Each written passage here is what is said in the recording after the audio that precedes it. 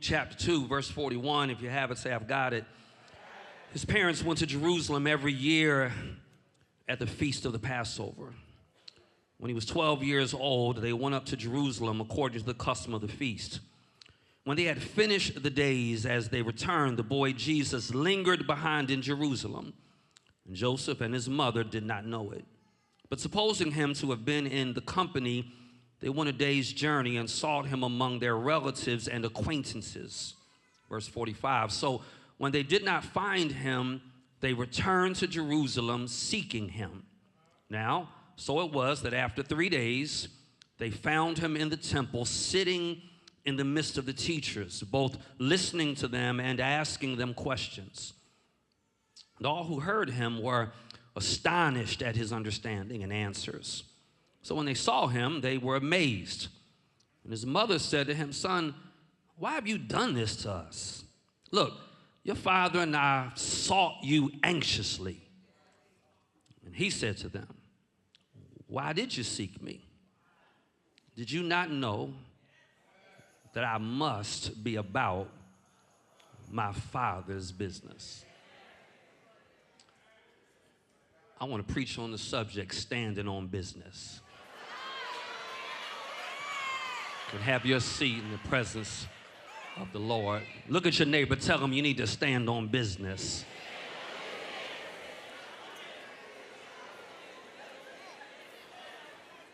Look at your other neighbor, tell him stand on business.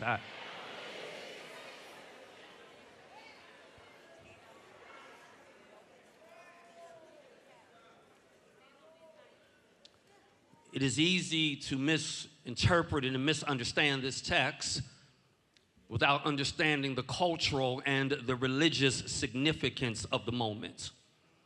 The cultural and religious significance of this moment, Luke chapter 2, verse 41 tells us that Joseph and Mary have gone to Jerusalem, watch the text, every year for the Passover. It's really a reference culturally and religiously back to Deuteronomy chapter 16, verse 16. Just stay close while I set this up. Because Deuteronomy chapter 16, it is told that it's required that all Jewish males have to appear before the Lord 3 times a year. That they've got to appear before him at Passover, at Pentecost, and at the Feast of Tabernacles. And so families like Mary and Joseph would begin traveling, and because they lived in they lived in Nazareth, they had to travel about between here and Cary to get to Jerusalem. It's a multi-day journey. There are no automobiles, nothing with engines. You just walking. You're on cattle, or just basically walking for several days. They walk, they get to Jerusalem, and they travel in large caravans. And they travel in large caravans, so they fellowship, they walk and talk, kind of like us seeing these monks walking around these days. And what makes this story significant, we miss it, is that Jesus is 12 years old. Now you might say, why does that matter? The reason it matters is because he's about to be 13. Now, they'll say, Pastor, I didn't come to church tonight for you to tell me that 13 follows 12. The reason it matters is because in Jewish culture, at 12 years old, at 13 years old, boys become bar mitzvah. They become, at 13, son of the commandment. At 13, they become fully responsible for their own obligations. So at 12, Jesus recognizes, I'm about to be fully responsible for myself. So at 12, he is standing in the threshold of 13. Just like in 2025, we are in the threshold of 2026. The issue is there's got to be a different me that goes in 13 that was at 12. There's got to be a different me in 26 than there was in 25. So he makes a declaration about the him that's going to come into the next year. And this is what he says: I must be about my Father's business. What he says is, in order for me to be who God has called me to be, I need to be fully locked in. Who am I preaching to? I need to be fully focused. I have to be absolutely unwavering. I've got to be the kind of person that I'm going to keep my word and make my promises. This is what the Lord is saying to us as we leave 25. You are on the threshold of a more significant year than you had in 2025. But the old me can't step into the new opportunity and expect that God is still going to bless it. I've got to be the kind of person that I can't go into the new year wishy-washy. I can't go into the new year saying one thing, doing a different thing. Preach, Pastor Gailliard. I can't go into the new year sometimey. That if I'm going to do the thing, I need to do the darn thing. That I've got to make up in my mind that I'm going to stand on business. Yo, this is what Jesus is saying. I'm not just dreaming about stuff. I'm doing stuff. It means I'm so serious about my purpose that no opposition, no inconvenience, no discomfort is going to move me off of what God is calling me to do. For people in business, standing on business means you honor your contracts. Standing on business means you deliver on your promises. Standing on business means you maintain integrity even when it costs you everything. In relationships, it means my word is my bond. It means my character is non-negotiable. In my community, it means we don't just complain about injustice. We actively work to change it. Here's the piece that I want y'all to grab a hold of. Some of us love the language of calling, but we hate the lifestyle that the calling requires of me. I just said a whole mouthful. I said I like the language of what God is calling me to do. But how many people in church on watch night know that when God calls you to do something, it requires a challenge of your lifestyle? It means I've got to make some sacrifices. It means I've got to do some things I don't want to do. It means I have to associate with some people I don't want to associate with. And so we love the language of calling, but we hate the lifestyle it requires. This standing on business teaches us three things that I want to move us into 2026 focused on. The first thing it teaches us, everybody shout preparation. Come on, everybody shout preparation. On East City campus, type in preparation. Verse 41, y'all. The text says his parents went to Jerusalem every year at the feast of the Passover. He was 12 years old. That means that his family would go to Jerusalem annually, not as a one-time spiritual high, but as a consistent annual preparation. See, when you and I are standing on business, it requires us to build consistent foundations. Can I throw this word in for y'all if y'all can handle it? 26 is not going to let you get away with sporadic commitments. I can't be in some days and out other days, in some weeks and out other weeks. If I'm going to be in, I need to be in. Jesus had been making the journey for 12 years. He had absorbed the atmosphere. He had learned the customs. He had understood the significance of the Passover. When it was time, hear me family, when it was time for him to step into his assignment, he was not unprepared. Somebody shout, get prepared, get prepared. I need you to hear me. As we enter into 2026, some of us are entering into 26 frustrated because my breakthrough didn't come in 25. I'm about to tell you why. Because God was building your foundation in 25. And anybody knows that you can't build on something until the foundation gets settled. Boy, I'm going to give y'all something to shout about if y'all listen to me. One of the worst things any of us can do is try to build on a foundation before it gets set. Can I tell you why 25 was a little hard for some of us? Every time you endured a trial, it was God pouring your foundation. Every time I cried a tear, it was God preparing my foundation. Y'all remember in Matthew chapter 7, Jesus tells a story about two builders, one wise and one foolish. Both built houses. Both houses look good. On the outside, they look exactly the same. The wise man built on a rock. The foolish man built on sand. Hear me, family. Same material, same effort, same builder, same vision. The only difference is they had a different foundation.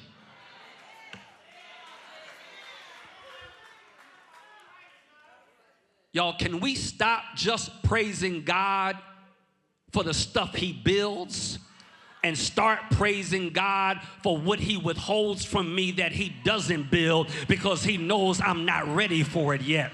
God, I wish I had a handful of people at this last service of the year that could look back at your life and say, you know what? I'm grateful to God that he didn't do some things because I thought I would have been ready, but had God done what I asked him to do, had he given me who I'd asked him to give me, had he opened the door that I'd asked him to open, I would have discovered that my foundation was still shaky. And I'm just here to tell somebody that maybe God didn't do it yet because he's still pouring your foundation. So when people don't do you right, it's God pouring the foundation. When things don't work out like you want to, it's God pouring the foundation. And I'm here to tell you, once the foundation gets set, then God is going to build something great in your life. And can I give you the shouting part? If God builds too fast, and the foundation is not set, when the storms come, when the floods come, when the rains come, then that thing that gets built is going to wind up falling and crashing. Am I the only one in church tonight that's grateful that when the storms came this year, it did not wipe me out because I was built on a firm foundation? Is there anybody in church that knows I'm built on a... You don't have to be afraid of what the devil is bringing. You don't have to be afraid of sickness in your life. You don't have to be afraid of disappointment in your life. Let the winds blow as hard as they need to blow. I am having the ability to withstand it all. We got to be careful. We got to be careful, y'all, that we don't become people that want God to build too fast. See, here's what I want us to grab, y'all. You can be gifted, but if you don't have foundation, come on, am I talking right in here? I need you to grab this. I need you to grab this, y'all. Y'all, we can become people that can draw crowds and can't draw close to God.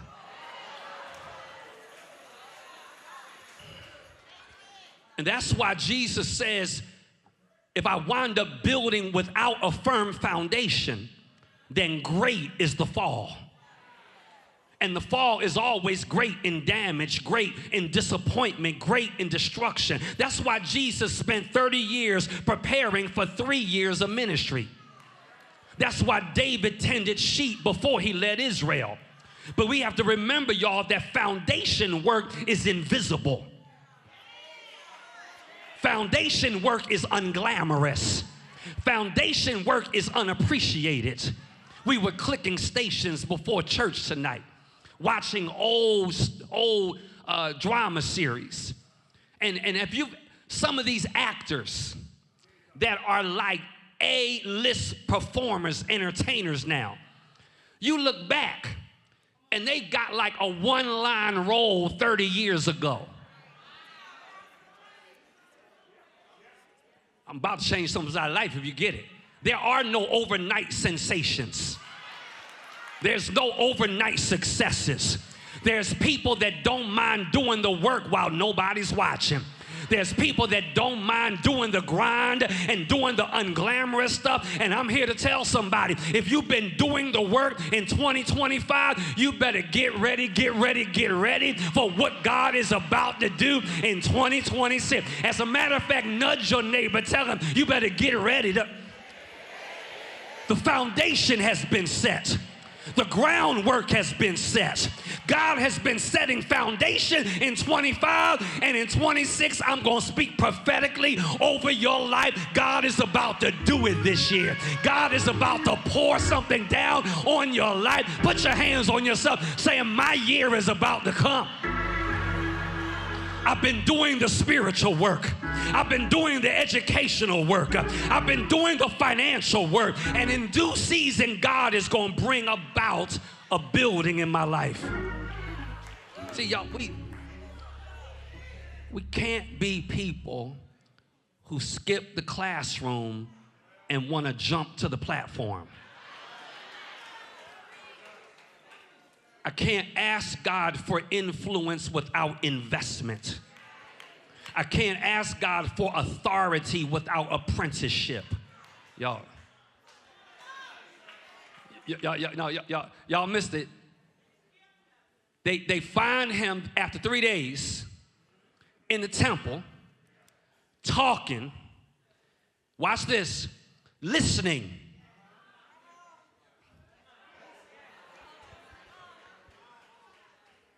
Asking questions. This is wild. What they talking about? The word.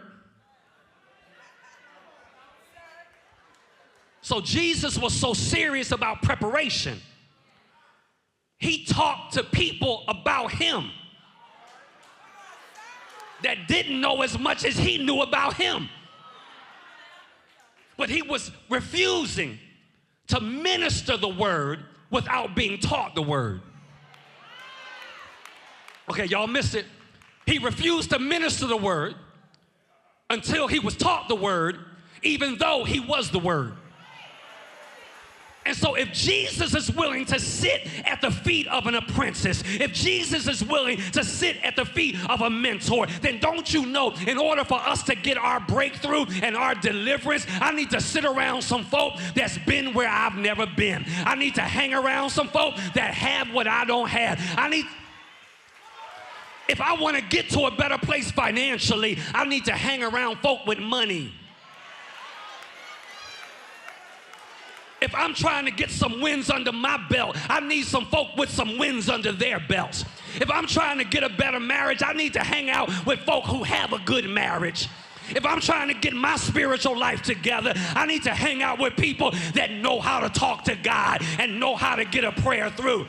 We've got to recognize, y'all, that sometimes my elevation is attached to my network. Some of y'all miss me. I said sometimes my elevation is attached to my network. If I want God to bless me, I need to hang out with some people that know how God already blesses people. The first thing it teaches us is you got to have preparation, because there's a crossing of the threshold from 12 to 13. And when I get to this new place, I got to stand on business. But the second thing it teaches us, it's not just about preparation. I love the sermonic song that they sang. But the second thing I need to grab is purpose. Everybody shout purpose. And he says to them, verse number 49, why did you seek me? Did you not know that I must be about my Father's business? Look at your neighbor real quick. Tell him you need to know you have a divine assignment. No, no, come on, look at your other neighbor. Tell them you have a divine assignment. Y'all, everybody in this room, everybody on East City campus, we need to have clarity about our calling. Jesus says, I must. It's the Greek word di. It means I have divine necessity. That means what God is calling me to do is not optional, it's obligatory. That Jesus had absolute clarity about his assignment. I don't know who I'm preaching to when I say this, but too many of us don't understand the business we're actually in. We wind up operating in the wrong lane entirely. I've watched people with teaching gifts try to be entrepreneurs. People with business acumen trying to be pastors. Can I tell you one of the most dangerous things any of us can do? They sang it, y'all. We didn't even compare this to each other. One of the most dangerous things we can do is operate outside of my divine design. Okay, y'all still didn't get it? Okay, let me say it to you like this. We can exhaust ourselves trying to succeed in areas where God never intended for me to step foot into. What demon am I going to kill tonight? Can I tell you what? Let me tell you what failure is. Failure is being successful at the wrong things.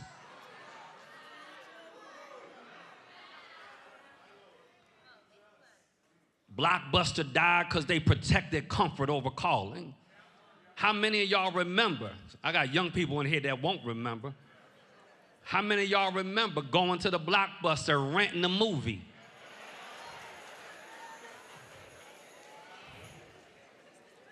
How many of y'all in here with an iPhone used to have a BlackBerry?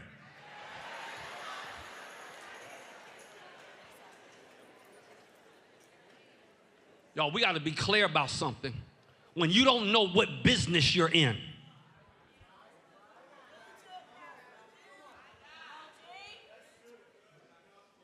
when you don't know what business you're in, then I wind up becoming successful at the wrong things. Can I go ahead and kill this demon so we're clear about going into 26? Word Tabernacle is in the people empowerment salvation business. This is not the entertainment business. Come on, tell your neighbor this is worship, not entertainment. We might as well get over this thing. We're not in the making you feel good business.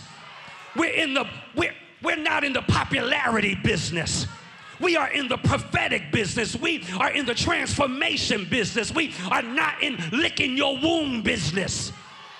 We're not in making you feel good business. We're not in making people popular business. We tell your neighbor this is kingdom business. And the reason we struggle with that is because sometimes we've got to recognize that my calling interferes with my comfort.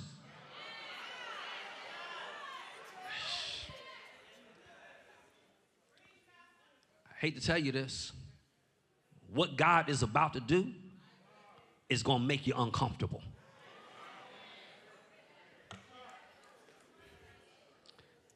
Who in the room is ready to get uncomfortable? Half of y'all, some of y'all. Let me help y'all hear me about your divine assignment, your purpose. Purpose is not what makes me happy. Hear me. My purpose is what makes hell nervous.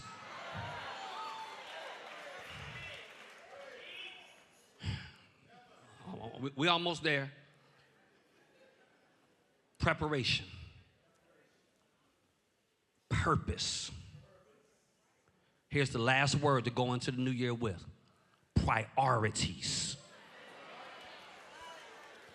Why are you looking for me? Do you not know that I must be about my Father's business? Jesus is saying, I need to put first things first. Family, hear me for a moment.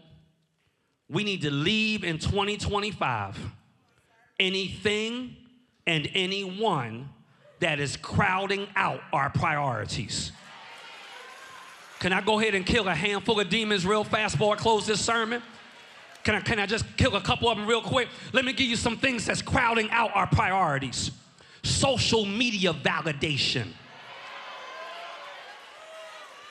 You don't need to compare yourself to nobody on Instagram, nobody on TikTok. Let them live their life. You can live your life. I'm going to live my life, but I will not kill myself in 2026 trying to keep up with your standards and your expectation. I need to look in the mirror of my own life and be pleased with what I see and not be valid. I feel the Holy Ghost.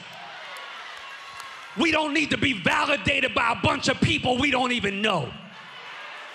We don't need other people to say I'm okay. I can look in my own mirror and know if I'm okay with God. We need to crowd anything that's keeping my priorities in order. I need to get rid of them.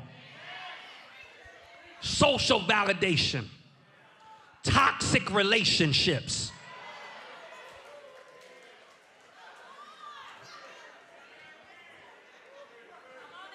You got 32 minutes to make up in your mind that I'm about sick and tired of folk draining my energy and not fueling my purpose.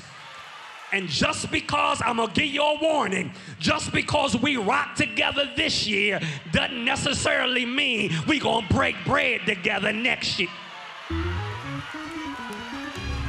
Because anything that's crowding out my priorities, I'm going to leave them in this year. Tell your neighbor, leave some stuff in this year. Leave the consumer culture in this year. Stop chasing material possessions and instead focus on spiritual progress. Busyness without a purpose, other people's opinions of you.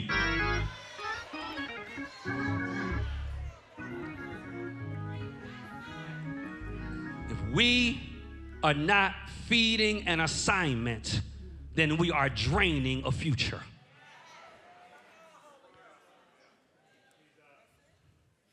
Family, we're going to go into 26. And I'm here to tell you, if you don't stand on business, it's going to be a bad year. Somebody needs to hear the heart of your pastor. Sometimes you even have to disappoint people that you love just because I need to stand on business. I want to remind somebody that we serve a God that has a track record in standing on business. Is there anybody in this room grateful that when God makes a promise, he backs it up? That when God gives his word, he keeps his word. When God commits to something, he sees it through. If you don't believe me, check with Pharaoh, who thought he had the final word, but God stood on business and split the Red Sea. If you don't believe me, check with Goliath, that thought he had the win, but God stood on business and gave David a rock. If you don't believe me, check with Nebuchadnezzar, that thought fire was going to be the final answer. But God stood on business and walked in the flames with Daniel, Shadrach. When racism tried to keep us in the back of the bus, God stood on business and raised up a Rosa Parks. Family, when the enemy whispers and tells you that your dreams are dead, remind them that my God is not dead. When they try to tell you your calling is canceled and your purpose is postponed, you've got to let them know that the same God that delivered Daniel is the same God that's active in my life right now. Somebody shout, he's the same God. The same God who made a way in the wilderness. The same God who turned water into wine. The same God who raised Lazarus from the dead. Y'all, because God stands on business, when I get to what you want him to do in your life in 2026, because he stands on business, when you hear what you want him to do for you in 26, then I want you to stand and begin praising that he's going to do it in your life. Y'all ready? When God stands on business, mountains move.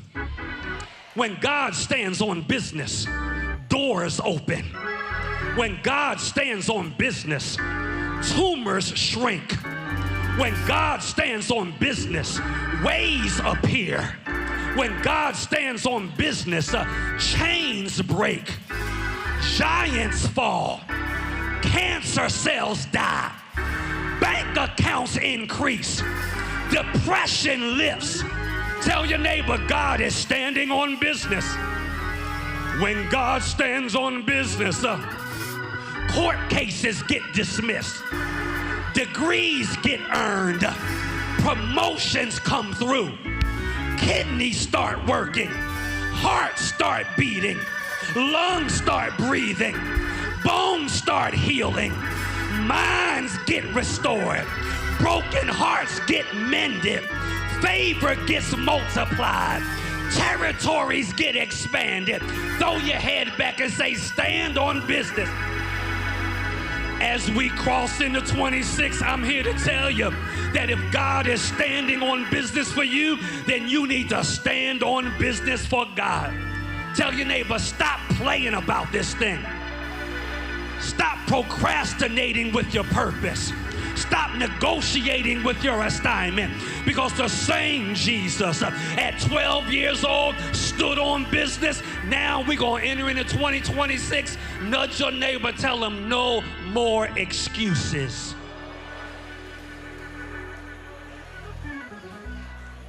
Stand on your business. No excuses.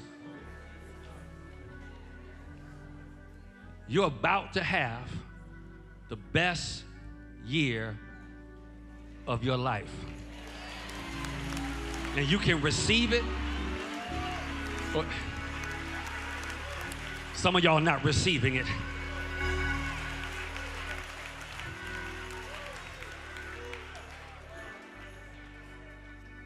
The degree of my 2025 struggle, disappointment, and difficulty, the degree of my 25 struggle is because God needed a whole year to build a tall enough foundation in order for me to build something really significant upon. Not a single thing in 25 was wasted. I feel the Holy Ghost. I said not a single thing in 25 was wasted. I know, y'all, I need to talk to somebody that believes me. I said not a single thing, not one conversation was wasted. Not one lie was wasted. Not one disappointment was wasted. God, tell your neighbor, God is going to use all of it next year. I just needed to get prepared. I just needed to be clear about my purpose. I just need to have my priorities together. And once I do all that, God is going to do something great in your life.